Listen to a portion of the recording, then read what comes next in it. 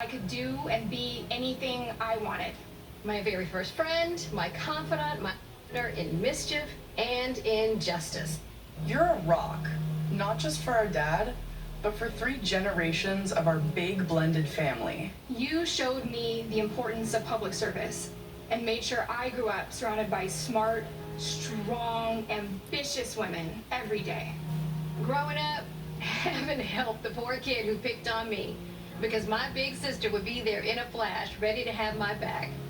Well, now we've got your back as you and Joe fight to protect our democracy. And there's no union more perfect than the one that brings us all to your kitchen table every Sunday night for stir fry, feta chicken, or spaghetti and meatball family dinners. And now that I'm a mom, you're showing my daughters and so many girls around the world who look like them what's possible and what it's like to move through the world as fierce, formidable, phenomenal women in their own unique way. I love you. I admire you. I am so proud of you. And even though Mommy's not here to see her first daughter step into history, the entire nation will see in your strength, your integrity, your intelligence, and your optimism, the values that she raised us with. We love you, Kamala. We're so proud of you, Auntie. You mean the world to us, Kamala. And we could not be more excited To share you with the world as the next Vice President. Vice President of the United States.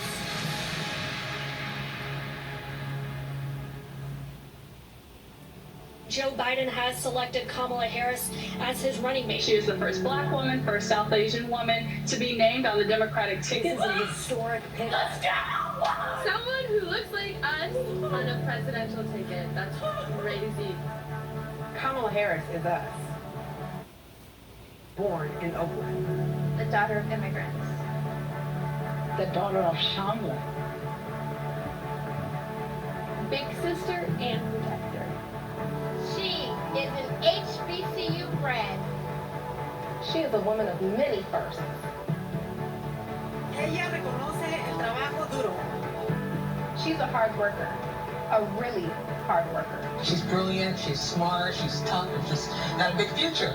She's probably one of the best role models. Kamala Harris is like a dream to me. Senator Harris cares about people. There's no doubt about it. When she says for the people, it is in every ounce of her. She is. She's for us. She's for us. She fights for women's rights. She fights to end mass incarceration. She is a fearless advocate for the voiceless. The litmus test for America is how we are treating Black women. Now I'm talking about someone who can fight for Black people, brown people, undocumented people, LGBT people, disabled people, young people, old people, all of America. It's about all of us knowing our power in each of us to lift people up, right? And to remind them that we see them and we hear them and that they matter.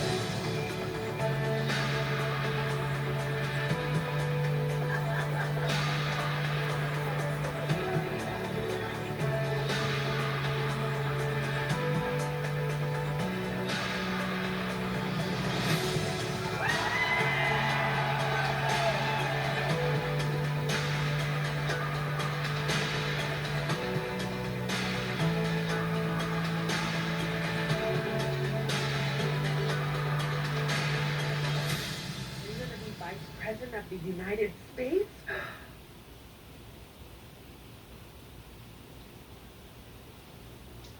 Greetings, America.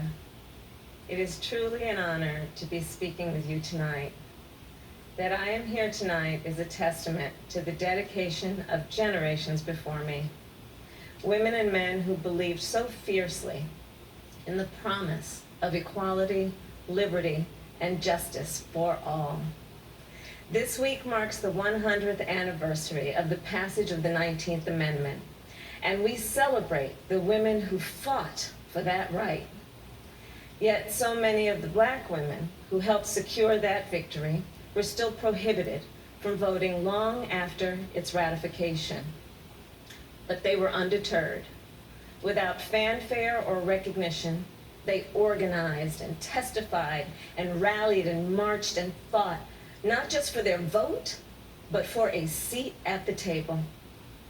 These women and the generations that followed worked to make democracy and opportunity real in the lives of all of us who followed.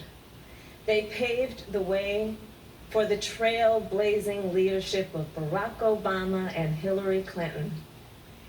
And these women inspired us to pick up the torch and fight on.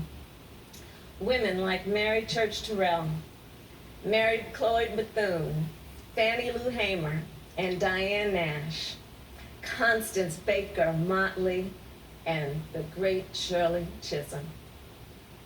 We're not often taught their stories, but as Americans, we all stand on their shoulders.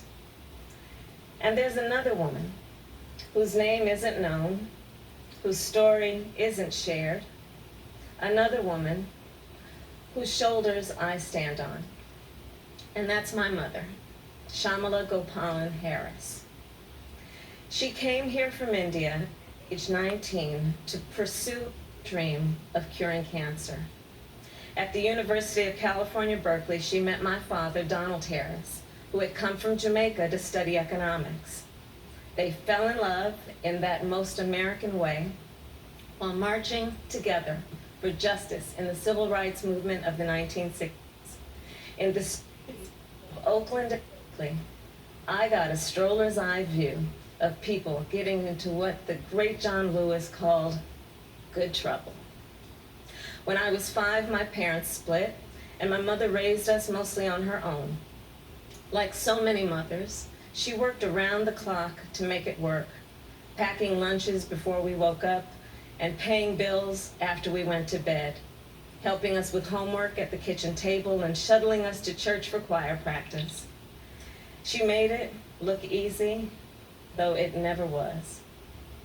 My mother instilled in my sister Maya and me the values that would chart the course of our lives. She raised us to be proud, strong Black women, and she raised us to know and be proud of our Indian heritage. She taught us to put family first, the family you're born into and the family you choose.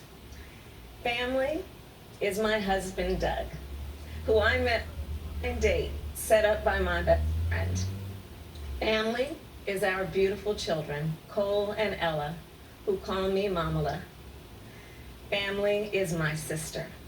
Family is my best friend, my nieces, and my godchildren.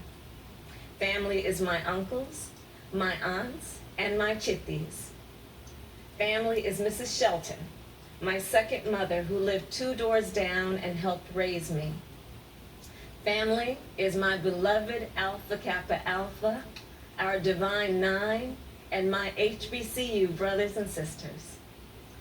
Family is the friends I turn to when my mother, the most important person in my life, passed away from cancer.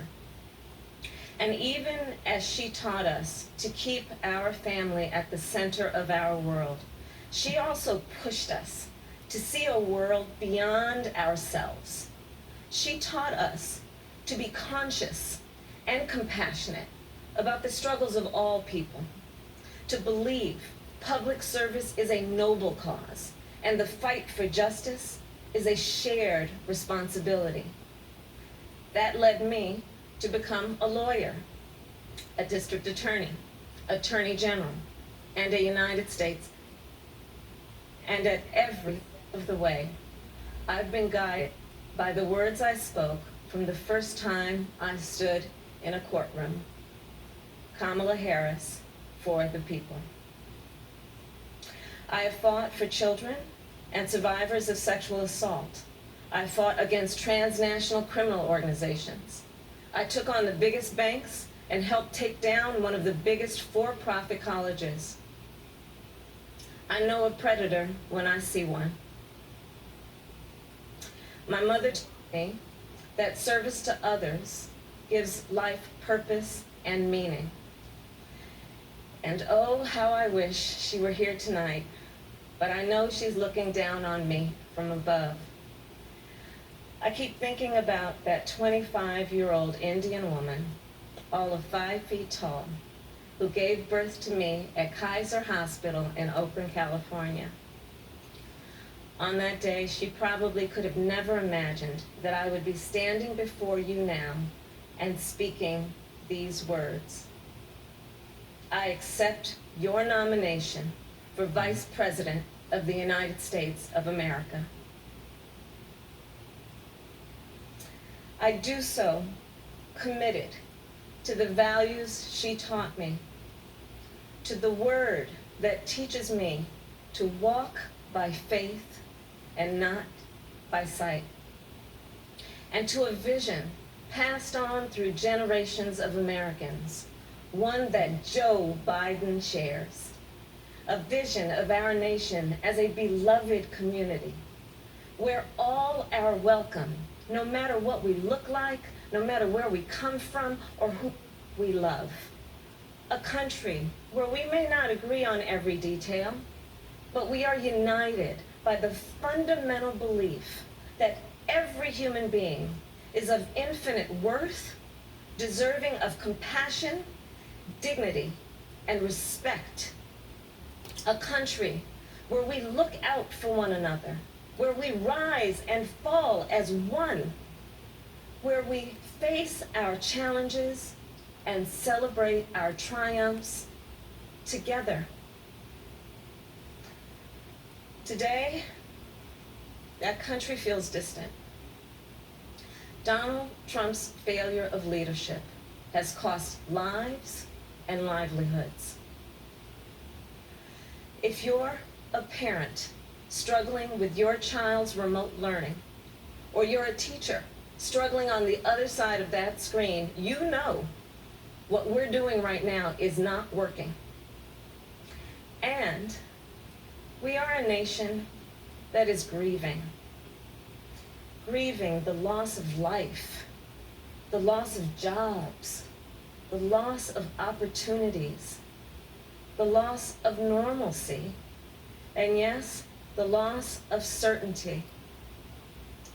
And while this virus touches us all, we gotta be honest, it is not an equal opportunity offender. Black, Latino people are suffering and dying disproportionately. And this is not a coincidence. It is the effect of structural racism, of inequities in education and technology, healthcare and housing, job security and transportation, the injustice in reproductive and maternal health care, in the excessive use of force by police, and in our broader criminal justice system. This virus, it has no eyes, and yet it knows exactly how we see each other and how we treat each other.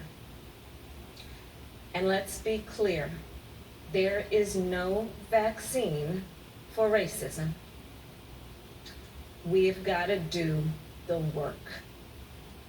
For George Floyd, for Breonna Taylor, for the lives of too many others to name, for our children, and for all of us. We've got to do the work to fulfill that promise of equal justice under law. Because here's the thing, none of us are free until all of us are free. So we're at an inflection point. The constant chaos leaves us adrift. The incompetence makes us feel afraid. The callousness makes us feel alone. It's a lot. And here's the thing, we can do better and deserve so much more. We must elect a president who will bring something different, something better, and do the important work.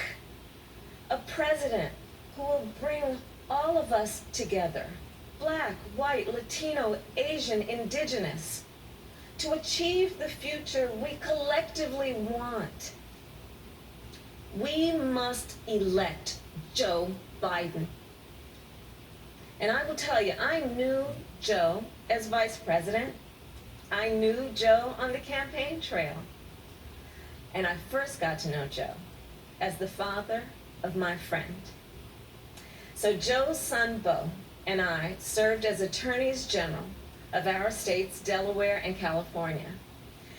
During the Great Recession, he and I spoke on the phone nearly every day, working together to win back billions of dollars for homeowners from the big banks that foreclosed on people's homes. And Bo and I, we would talk about his family, how as a single father, Joe would spend 4 hours every day riding the train back and forth from Wilmington to Washington. Bo and Hunter got to have breakfast every morning with their dad. They went to sleep every night with the sound of his voice reading bedtime stories. And while they endured an unspeakable loss, those two little boys always knew that they were deeply, unconditionally loved. And what also moved me about Joe is the work that he did as he was going back and forth. This is the leader who wrote the Violence Against Women Act and enacted the assault weapons ban, who as vice president implemented the Recovery Act, which brought our country back from the Great Recessions. He championed the Affordable Care Act, protecting millions of Americans with pre-existing conditions, who spent decades promoting American values and interests around the world. Joe, he believes we stand our allies and stick adversaries. Now, we have a president who turns our tragedies into political weapons. Joe will be a president who turns our challenges into purpose.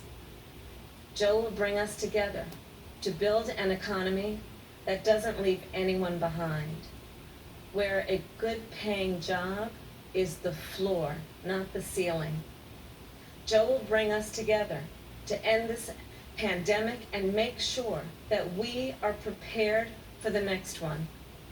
Joe will bring us together to squarely face and dismantle racial injustice, furthering the work of generations. Joe and I believe that we can build that beloved community, one that is strong and decent, just and kind, one in which we can all see ourselves. That's the vision that our parents and grandparents fought for. The vision that made my own life possible.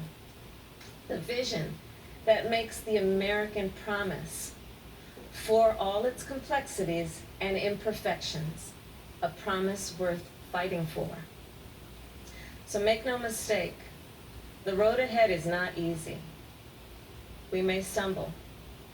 We may fall short. But I pledge to you that we will act boldly and deal with our challenges honestly. We will speak truths, and we will act with the same faith in you that we ask you to place in us. We believe that our country, all of us, will stand together for a better future. And we already are. We see it in the doctors, the nurses, the home health care workers, and frontline workers who are risking their lives to save people they've never met. We see it in the teachers and truck drivers, the factory workers and farmers, the postal workers and poll workers, all putting their own safety on the line to help us get through this pandemic. And we see it in so many of you who are working, not just to get us through our current crisis, but to somewhere better. There's something happening all across our country. It's not about Joe or me. It's about you. And it's about us. People of all ages and colors and creeds who are, yes, taken to the streets, and also persuading our family members, rallying our friends, organizing our neighbors, and getting out the vote. And we have shown that when we vote, we expand access to health care and expand access to the ballot box and ensure that more working families can make a decent living. And I'm so inspired by a new generation. You are pushing us to realize the ideals of our nation, pushing us to live the values we share: decency and fairness, justice. You are patriots who remind us that to love our country is to fight for the ideals of our country. In this election, we have a chance to change the course of history. We're all in this fight. You, me, and Joe, together. What an awesome responsibility. What an awesome privilege. So let's conviction. Let's fight with hope. Let's fight with confidence in ourselves and a commitment to each other. To America we know is possible. The America we love. And years from now, this moment will have passed, and our children and our grandchildren will look in our eyes, and they're going to ask us, where were you when the stakes were so high? They will ask us, what was it like? And we will tell them.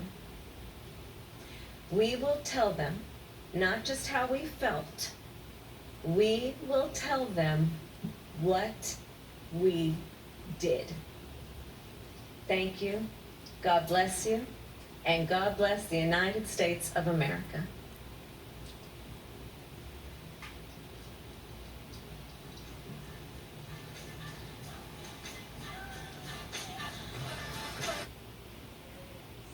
History made